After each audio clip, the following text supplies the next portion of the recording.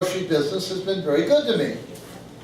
You know, I just found out that Gary and Terry have been, they've been honored this year to be inducted into the Ohio Grocers Hall of Fame. So that's quite an honor, and I'm very, very proud of them. And so, you know, it set me to wondering about what I have seen over the years in the grocery business, what the Bakers family has seen and done, and I realized that in 3 years from now, in the year 2018, Bakers is going to be celebrating 100 years of being in business. And I thought, boy, won't that be something? That'll be really amazing. So I thought I should maybe sit down and kind of see where it all started. Now I have to tell you, us bakers, we come from very good stock. My branch originally came to the United States from England, and we came to Ohio by way of Maryland. Now, my father, Edwin Lewis Baker, in 1913, he bought a farm outside of Jewett. But, his heart really wasn't in farming. It just wasn't. So, in 1918, my father, along with a gentleman by the name of Hillier, started a grocery store in Denison, Ohio. Now, the store was located on the corner of Jewett and Miller Avenue. It's in a part of Denison across the tracks, an area known as Thornwood Park. And matter of fact, I believe probably the building is still there. But they started the business. Well, as a matter of fact, I actually have a picture of my father, and well, I know it's small, but I can tell you about it. It's a picture of them in that grocery store. My father's over here, and there's a couple of children beside him. Now, it's a boy and a girl, and they are my brother and sister. Well, now that's not all of my siblings. No, I was the baby of the family. So my older brothers and sisters, there's Bertha and Lucille, Nick's in the photo. The young lady here is next, she's Vera. It was actually Vera and Virgil. Vera and Virgil are twins, all right? Well, and then there's me, Eddie, the baby of the family. Now, somebody has asked me, well, Eddie, why aren't you in the photo? Well, if you were to see way, way back on the back wall in this photo, there's a calendar, and it's dated 1928. So that meant the year this photo was taken, I would have been 8 years old, which meant I was probably out playing somewhere. I was certainly not interested in the grocery business then, I'm sure. Although I must admit, it would have been nice to have been in the photo. Certainly would have been and everything. But you know, well, things went along fairly well for a while. But then there was this thing called the Depression. And there was a couple of railroad strikes in Denison. And, well, times got really tough. They got so tough, in fact, that, well, Pop lost the store. Oh, I'm sorry, Pop. That's what we all affectionately called my father. He was Pop. Now, names are kind of funny sometimes. His name was Edward Lewis Baker. My name is Edward Lewis Baker. But I didn't want to become a junior, certainly not that, so I became just plain Eddie. Eddie Baker. That's me. That's me. Now, at this time, I'm young. I'm a young boy. I don't know nothing about no oppression. I'm just a kid. I mean, we were poor. Everybody was poor. Okay? You didn't think anything about it. Pop worked at whatever he could to put food on the table and take care of us. We did all right. We had some tough times. I think probably the worst was when the electricity was shut off for a while. But again, that kind of happened to everybody at the time. Eventually, Pop moved us back to Jewett, and that's where I went to high school. I went to Jewett High School, and I played varsity basketball. Well, let me rephrase that. I sat on the bench, and which was just fine with me. That was fine. I mean, but I noticed something, that my father, Pop, he wasn't coming to the games. So I said, well, why aren't you coming to the games? He looked at me, well, because you're not playing. He said, boy, he said, you need to get your butt behind you and start practicing harder. That's what Pop always said when he wanted you to work harder. You needed to get your butt behind you. He said, you start playing, and I'll start coming. So, you know, I took his words to heart, and I practiced harder, and by golly, I cracked the starting lineup. And by golly, he started coming to my games. So that was pretty nice. Now, I graduated from Jewett High School in 1939 and got a pretty good job as a truck driver. Now, as 1941 came along, and, well, the war with Germany and later with Japan, I mean, all that, I mean, that seemed very, very far away from rural Ohio. But reality grabbed a hold of me in October of 1942 when I was drafted into the Army.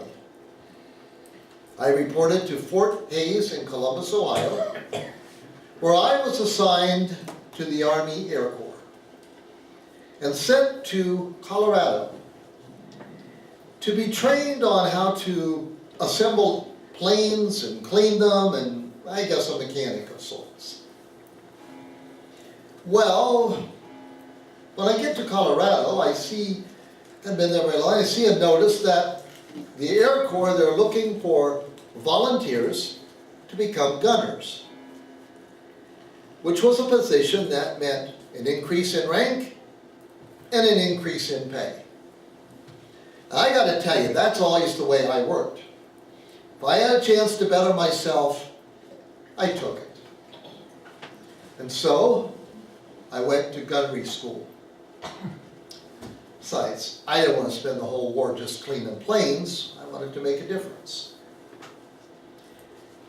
And so it was that in June of 1943, I found myself a waist gunner on a B-52, I'm sorry, a B-17 bomber. The B-52, that was later, that was B-17 bomber, and with the rank of Staff Sergeant, I might add, under the command of a Lieutenant Cunningham. And we were stationed in England. The Silver Dollar, that was the name of our B-17, she flew her first mission in July of that year. Now, I got to tell you, I remember we had a meeting before our first mission, and I remember some lieutenant colonel telling us how rough it was going to be up there. He told us there's going to be anti-aircraft coming from every angle. There's going to be enemy planes attacking you. He told us that the average number of missions that a bomber flew before getting shot down was 5. That's not very good odds, let me tell you. And you know what? Talking about how rough it was up there, he was absolutely right. It was pretty terrible up there. Everything he said, all that anti-aircraft fire was absolutely right. As a matter of fact, by the end of our 4th mission, one member of our crew, a young man by the name of Land, he just couldn't take it anymore. He transferred out. So he was a turret top gunner. So I went to Lieutenant Cunningham and I said, hey, that position of turret top gunner, I said, does that come with an extra stripe? He said, sure did. So on the next mission, Eddie Baker was the top turret gunner on that flight. Again, I'm just trying to better myself. Well, I have to tell you, we beat the average, but not by much. It was on our 7th mission. We were coming back from a raid over Germany when we got shot down. I can still remember the co-pilot telling us to bail out. And I put on my parachute and I leaped from the plane. Now, I had one of those chest parachutes, the ones right here, not one of the big ones like on your back. I have this one right here. Pretty small. A little hard to put your trust in anything that small, let me tell you. But what choice did I have? So I leaped from the plane, I pulled the ripcord, and the chute did indeed unfurl and fluff out and do all that kind of thing, and took hold. But then, well, it was a little disconcerting when I looked up and I saw there were holes in the nylon. Apparently the parachute had been shot through when we got hit by enemy aircraft fire before I put it on. But it was holding. So at first there wasn't really a sensation of falling or anything. I was just there. Matter of fact, I really didn't realize how fast I was falling until I got into the clouds. Then I realized I'm falling probably faster than I should be. And then I really knew it when I popped through the clouds and I saw that French countryside rushing up at me pretty fast. And then I definitely knew that I was falling too fast. I also knew it when my entire life flashed before me. Now, you may have heard people talking about their life flashing in front of them before a near-death experience. Well, mine really did. It really did. I had never been much of a praying man up to that point, but that changed real quick. Real quick that day. I prayed really hard. Well, I'm still falling pretty fast. The countryside, like I said, is flying up at me, and well, when I hit the ground too fast and too hard. And I heard my right foot crack, and I felt a sharp pain. I immediately tried to stand up, and there was such a shooting pain up my right leg that I just crumbled. Now, I had landed in a French vineyard, and almost at once, the farmer who owned that vineyard came out of the house, and he's motioning me to come in, like he's going to hide me.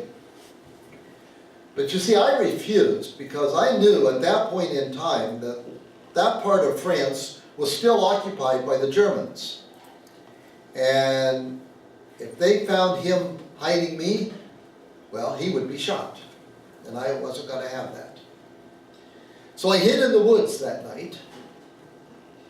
And sure enough, the next morning, a German patrol found me. And I was marched about a half a mile down the road to a waiting truck, which was a pretty tough thing to do when your foot is really hurting. Now, I had been smart. I hadn't taken my boot off. I left my boot on so that way I contained the swelling as best I could, but still hurt like everything. But when you got a German bayonet poking you in the backside, that keeps you moving, let me tell you. Well, they put us on that truck and they took us to the next village, and they threw me in the village jail. There were several other downed GIs in the jail, including several members of my own crew. From there, we were put on a train and sent back behind the lines, and I ended up in a hospital because of my foot. But before anything happened at that hospital, I was interrogated by a German officer who wasn't, well, very nice. I gave him my name, rank, and serial number as I had been instructed. Now, he kind of ran it, and he threatened not to have my foot treated if I didn't answer his questions. Name, rank, and serial number is what he got. Well, then he tried this. He was smoking a cigarette, so he blew cigarette smoke into my face. And he left a pack of cigarettes sitting right there on the table, right there in front of me, saying in effect, if I answered these questions, I could have the cigarettes. Well, he got name, rank, and serial number, because that really didn't bother me, because you see, I didn't smoke. That didn't bother me at all. Well, eventually he gave up, and my foot was indeed x-rayed. Now, they told me it was just twisted, sprained. But let me tell you, all these years later, my foot still hurts. So there was a lot more to it than that. After several terrible train rides, I ended up in a German prisoner of war camp. Stalag 17B, to be exact, barracks number 34. And there I would spend the rest of the war in Stalag 17B. Now, times were tough. We made the best of what we could. Lice, fleas were a constant torment. First night, we went to bed. Woke up in the middle of the night, fleas biting us like crazy. Now, we did find out that if we passed fire over the bunks, that would kill the fleas. Of course, you kind of sort of had to be careful because the bunks were wooden, so you had to be kind of careful about that. Food was scarce, as you might imagine.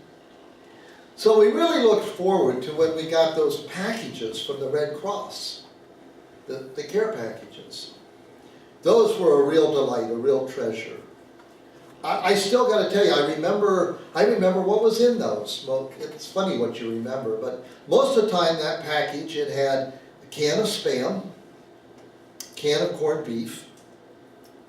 There would be about a half a pound of cheese, tin of crackers, a couple of ounces of instant coffee, can of skim milk, maybe a box of raisins or prunes, a thick, high-energy chocolate bar, and a couple of packages of cigarettes.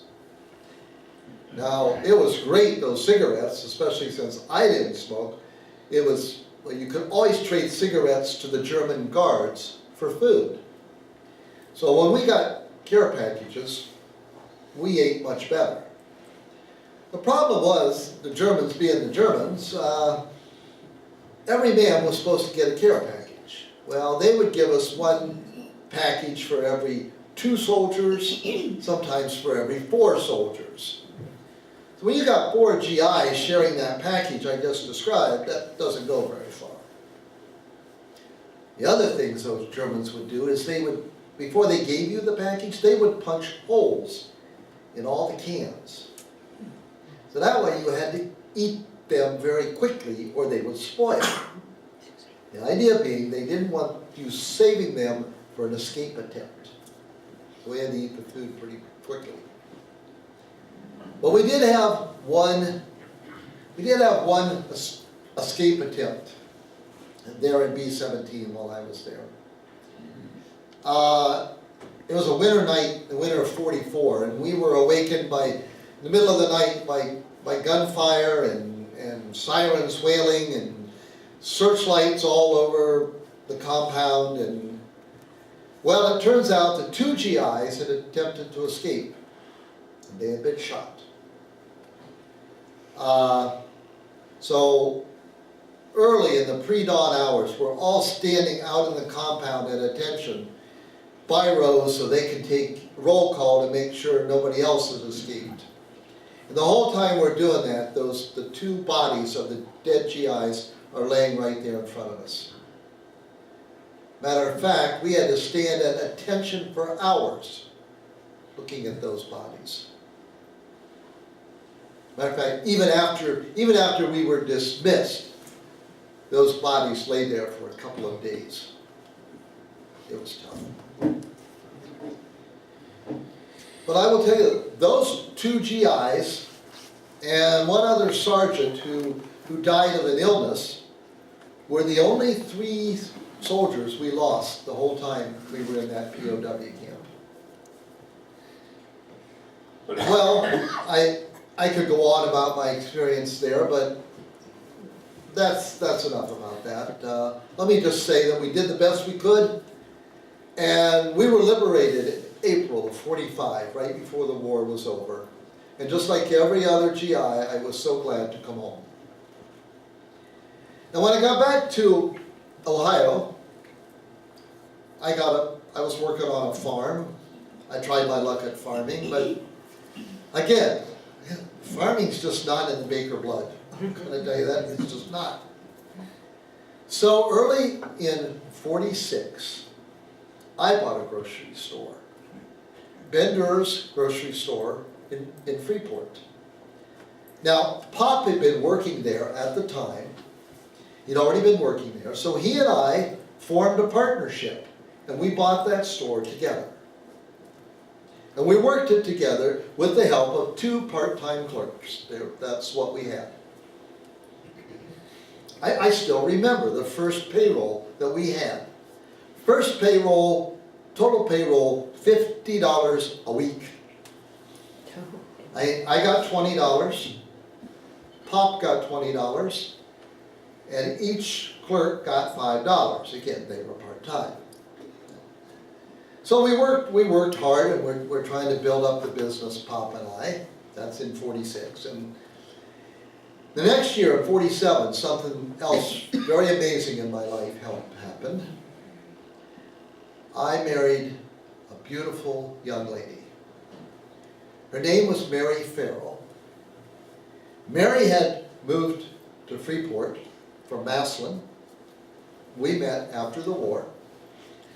I think at the time we got married, I was probably 25 and Mary was 18. But in that move, I gained not only the love of my life and a very wonderful life partner, but also a very wonderful business partner. Mary and I worked side by side, long hours over the years, working so hard to build up that business.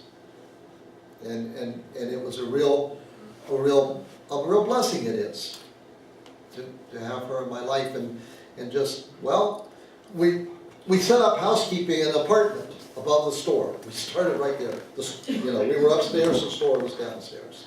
So we worked very hard.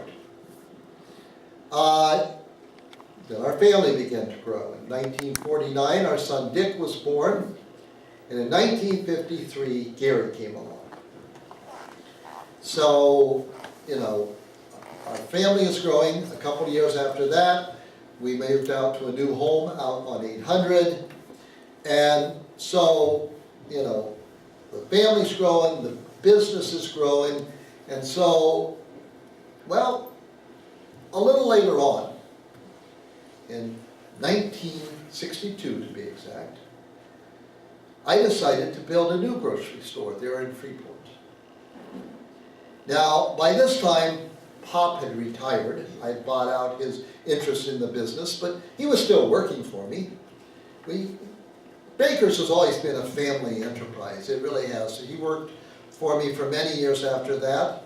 My brother Virgil, remember Virgil? One of the twins, Vera and Virgil. Virgil worked for me for years. My brother was just a small guy, not very big.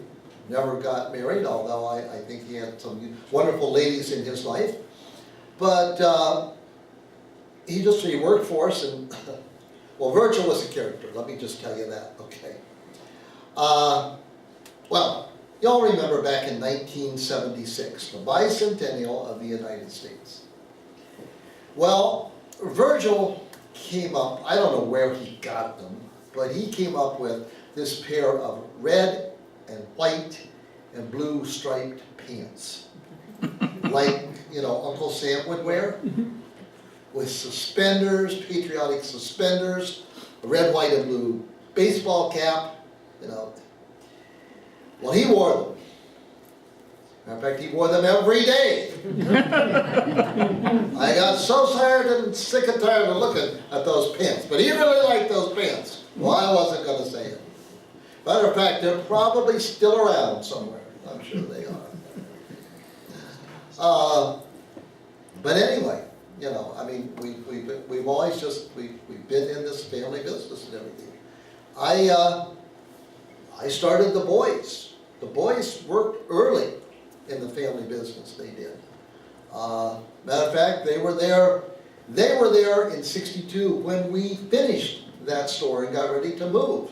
Now, I had bought a couple of lots in the square there in Freeport. That's where we built the new store across from the old store. And so when it came time to move into the new store, we were just moving stock across the street, you know, from the old store, back and forth. We used grocery carts, back and forth, so many trips, as you can imagine. But everybody pitched in, everybody worked hard, you know, including the boys, Dick and Gary. They're both working, going back and forth, working really hard. Oh, I gotta tell you this one. I looked out once, and here comes Gary. Now Gary, at this time, Gary's like 9 years old, you know, about like what I was when we took the picture, you know. But he's working, and he's pushing these carts, and he's got groceries in them, and stock and everything. And I look out once, and here he comes, pushing a cart across the street, and in it I see cases of bleach in glass bottles. I'm thinking to myself, couldn't somebody have given that boy something like paper towels or something like that to move, you know? But he got them across the street, and we didn't have any problems, and he worked quite hard at that and everything. So you know, I was proud of the way the boys pitched in. They always worked hard. I was very proud of them late in '62 when we had the grand opening of the store. I can still see them there, and they're dressed in their white shirts and their black bow ties, and they look very handsome, just like young grocers, just like they should look. They both look. I was so proud of them. You know, I remember that grand opening. I could close my eyes, and I can still see all the flash bulbs going off, because my oldest son Dick took many pictures that day with his camera, and I've always appreciated the fact that he did that. The memories are special, so I could still see that. Now, after we got all into the store and everything and all settled, eventually we let the Freeport Fire Department burn down the old store for practice, which was pretty exciting, but it was kind of sad too to see some of those memories going up in smoke. But life goes on, you know. Now, by this time, my wife Mary is working part-time in the business. I think she worked, well, Monday mornings till noon, Friday mornings till noon, maybe Saturday mornings till noon, doing whatever needed pretty much done, cleaning shelves, wrapping meat, anything at all. Well, no, that's not right. Anything but being a cashier. She was not going to be a cashier. And if my Mary didn't want to do something, she wasn't going to do it. So, did not become, but anything else, that was fine. Now on those days, she would work till noon, and then we would go home for lunch. And if the boys were not in school or they were off for the summer, they would fix us lunch. Gary's specialty, I think the only thing Gary knew how to cook, because that's all he made us every time for lunch, was a fried bologna sandwich and tomato soup. Every time when Gary fixed lunch. But you know, it was pretty good. It was pretty good. I got to tell you again, both the boys worked very hard when they worked there at the store. Stocking shelves, filling orders, sorting pop bottles, which was one of the worst jobs, you know, ever, sort pop bottles and everything. But it wasn't always easy. No. Matter of fact, I remember going to Marge Burdahl. Now, Marge was kind of in charge of the front of the store. She was kind of the front end supervisor, if that's what you want to call her. And I said to her, Marge, I said, I would like you to train Eddie. Oh, I'm sorry, I'd like you to train Gary. I'd like you to train him for me. Well, she said, well, okay, I can do that, but Eddie, why don't you want to train him? He's your son. I looked at her and said, because he won't listen to me. You train. Well, he must have listened to her because he did a wonderful job. Gary was very good about filling orders for customers and the like. And oh, there was this one incident I have to tell you. We had a customer there in Freeport. His name was Barnum Black. Barnum was a wonderful gentleman. However, Barnum was blind. So he would come in to the store with his cane and with his order, what he needed in his head. Gary would go around with him, and they'd go up and down the aisles, and Gary would tell him what was in the aisles, and they'd fill the order for him. Well, one day, Barnum got all done, but he goes, I'm forgetting something. There's something else I need, and I can't remember. Can't think of it. He says, tell you what, Gary, why don't you walk up and down the aisles, and you tell me what's in the aisle, and maybe that'll jog my memory. I'm in the next aisle, so I hear him doing this.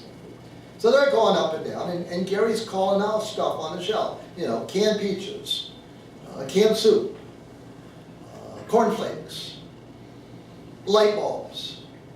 You get to that, and Barnum goes, my God, boy, do you think I need light bulbs? I'm blind. He did have a point. I am sure Gary never forgot that. I certainly never did, let me tell you that. But then, of course, you know, Gary I would have Gary go home with him and help him put his groceries away because he needed that. That's what we did. We did the extra things for our customers. We did that for them and everything. So it came as no surprise then that Gary followed my footsteps into the grocery business. Now Dick became a chemical engineer, moved to Illinois, lived there for many years. He and his wonderful wife Jeannie are back now. It's great having family close by. I'm very proud of both of my boys. But in 1974, Gary came home from Ohio University, and well, we sort of decided we're going to go into business together. We had heard of this store that was for sale in Newcomerstown. It was a former Kroger store. And so Gary and I formed a partnership, just like Pop and I had done. And we purchased that store in 1974, and Gary became the manager. So Bakers is expanding again. Now, Gary is very fortunate to have in his life a wonderful wife who is not only his life partner, but also helps him tremendously in the business. They're business partners, and that's Terry. Just like Mary and I worked so hard on the grocery store, well, Gary and Terry worked so hard on their grocery stores. You know, she's been just, well, she's my daughter-in-law, but she's my daughter. Both my daughter-in-laws are just like that. They're not daughter-in-laws, they're my daughters. They're special people. They're special people. So now there is this kind of interesting story how Terry met Gary. Apparently, they're in Newcomerstown. She lived in Newcomerstown, and I always kind of think maybe she might have had a little crush on, you know, Gary. Hadn't seen him and whatever in the store. I don't know, but anyway, she went in and applied for a job. That was kind of it. But apparently, Gary must have liked what he saw, because eventually he got up enough nerve to call her up and ask her out on a date. But I guess, so I've been told, that when he called her house to ask her on a date, Terry thought he was calling her about the job. I don't know if she was disappointed or not. I don't know. I do know they went to a movie on their first date, and well, as they say, the rest is history. You know, they've worked so well together, and but along the way, they found time to give us 2 wonderful grandchildren. So we've been very blessed by that and everything.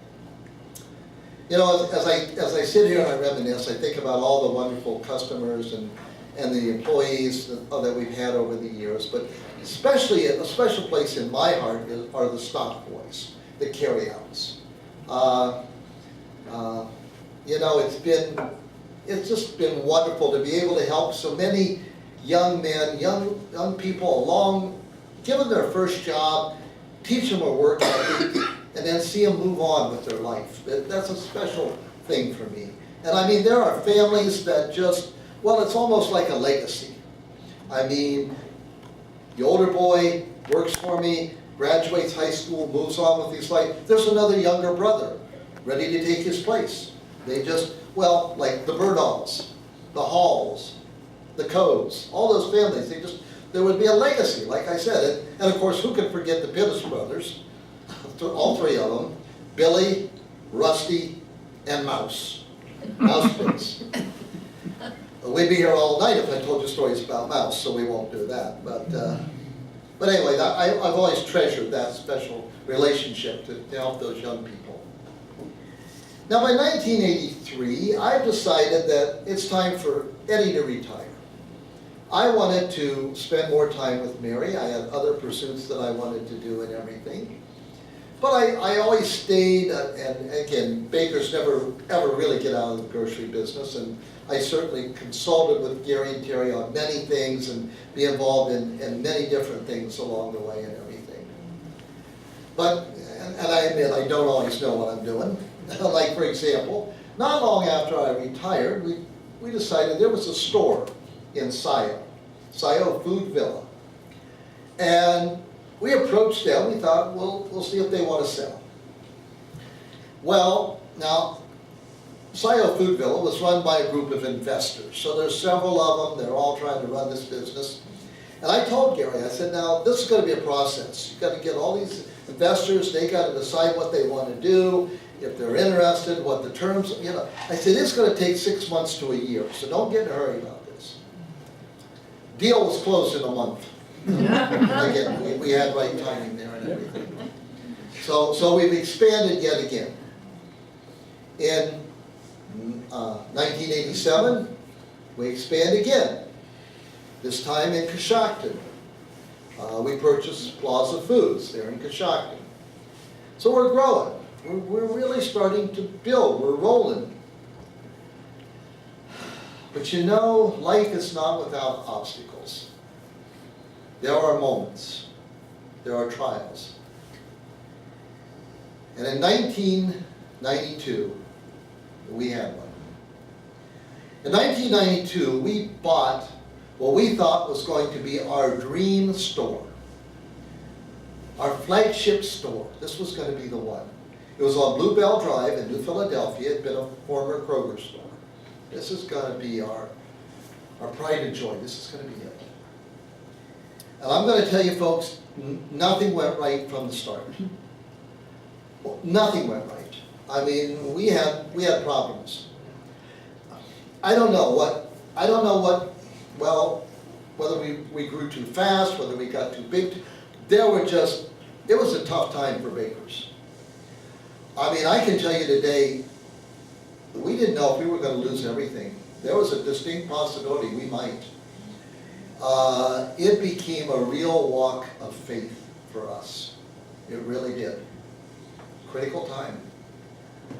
We came to appreciate our customers, but especially our associates, the people who work for us. Well, matter of fact, that's when we started calling them associates. They were not employees, they were associates, because they supported us and they were there for us.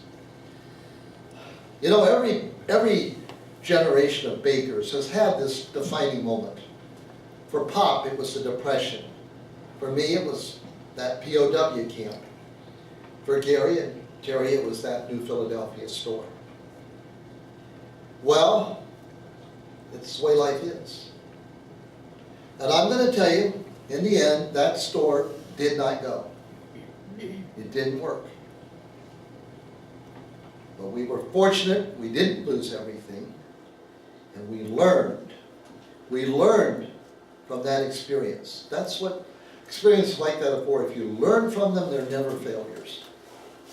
We worked hard, we changed things, we persevered, And we came out on the far end of that better than ever. And we were ready to face our next challenge, which kind of came around at the turn of the century. By the early 2000s, we realized that we've got another situation that a lot of local grocery stores have. It's the infringement of the big box stores, the Walmarts. They're coming in, and it's major. And so we realized at Bakers that we needed to do something different yet again. And so in 2004, we approached Thompson's IGA in Newcomerstown with an offer to buy. Now, you have to understand, Thompson's, that's our competitor in Newcomerstown. That is it. They are the main competitor. It's Thompson's and Bakers. That's it. So Gary made the contact, and I sure must have felt very strange for him to walk into Thompson's IGA and basically say, do you want to sell? But we had to do something. Now, at first the deal went nowhere. But then it just sort of all fell into place. And the next thing you know, we're buying Thompson's. Now, I think Gary was a little hesitant to tell me about the final deal because, see, as part of this, he decided we're going to move from the River Street, State Street location across from the middle school. We're going to move into Thompson's. We're going to move into their building. It's a bigger building, and we're going to move there. Which I think he hesitated to tell me because at that time he and I still owned the building. So we're going to lose a tenant, you know, but that's business. That's okay. That's all right. You know, I had a very unique experience when we were finishing that purchase up. And it was really pretty special. We were just finishing up the paperwork, and we're there, and we're, you know, signing all the papers, dotting the I's, crossing the D's, all that. And Bill Thompson, he said to us, he says, you know, at first, he says, I didn't want to sell to you. But he says, now I like you. I found I like you. He says, I found that you are going to be the best folks to take care of my folks. That was important to him, and that was important to us.